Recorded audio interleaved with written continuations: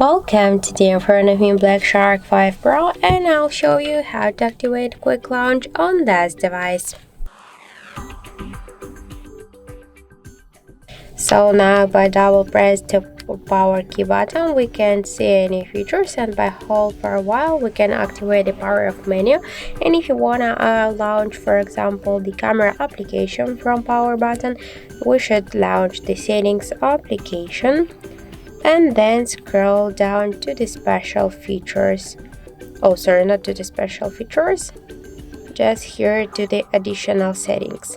After that we should click to the gesture shortcuts, and now to click to launch camera.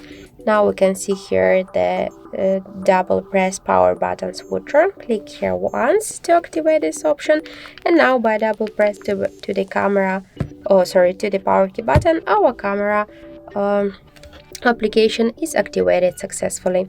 So that's it. Thank you for watching, and if you find this video helpful, don't forget to leave a like, comment and to subscribe our channel.